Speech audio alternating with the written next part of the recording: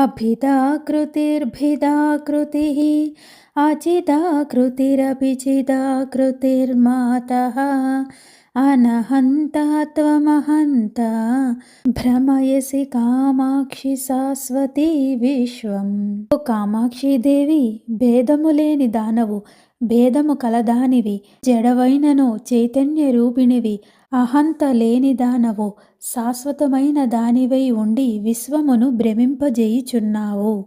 భేదముండుట లేకుండుట, చైతన్య స్వరూపము, జడరూపము, ఆహాంత ఇదాంత, ఇట్టి ద్వైత భ్రాంతిని విశ్వమంతటను కలిగించి మాయలో ముంచెత్తి వేసే తల్లివమ్మ నువ్వు.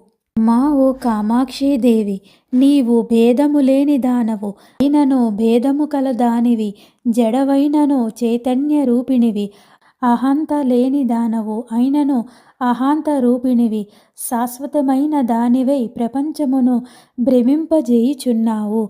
ఓ తల్లి కామాక్షీదేవి, భేద కృతులలో, చైతన్య జడాకృతులలో, అనహంతాహంత రూపములలో శాశ్వతమైన దానివై యుండియు విశ్వమును భ్రమింపజేయుచున్నావు. శివ శివ పశ్యంతి సమం శ్రీకామాక్షి కటాక్షితః పురుషాః విపినం భవనమమిత్రం మిత్రం లోష్టం చ యువతి బింబోష్టం.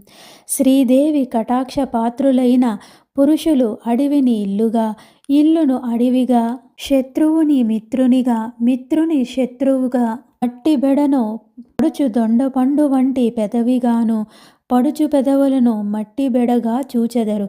శివ శివ, ఇది విచిత్రము కాదా? ఈ కామాక్షి దేవి యొక్క కడగంటి చూపులు ఎవరిపై ప్రసరిస్తాయో వారు స్థితప్రజ్ఞులవుతారు. సమదృష్టి కలుగుతుంది. అరణ్యాన్ని, భవనాన్ని, మిత్రుణ్ణి, శత్రువును, మట్టిబెడను, మగువ యొక్క ఎర్రని పెదవిని ఒకే విధంగా చూడగలుగుతారు. అభేద దృష్టి సిద్ధిస్తుంది. శ్రీ కామాక్షి దేవి చేత చూడబడిన పురుషులు అడవిని ఇల్లుగా, ఇంటిని అడవిగా, శత్రువును మిత్రునిగా, పడుచు యొక్క దొండపండు వంటి పెదవిని మట్టి బెడగాను సమానముగా చూచెదరు. ఇది ఎంత విచిత్రమో! మా వారి భక్తులకు రాగద్వేషాలు ఉండవు, కావున వారు శత్రువులను మిత్రులుగా సమానముగా చూచెదరు. మా వారి భక్తులు సుఖములను కోరుకోరు, దుఃఖములను ద్వేషించరు, కావున వారు గృహమునందున్న అడవినందు ఉన్న ఒకే విధముగా ఉందురు. మా వారి అనుగ్రహమునకు పాత్రులైన వారు కావున వారికి వీటిని సమానముగా చూచే గొప్ప గుణము వచ్చిన.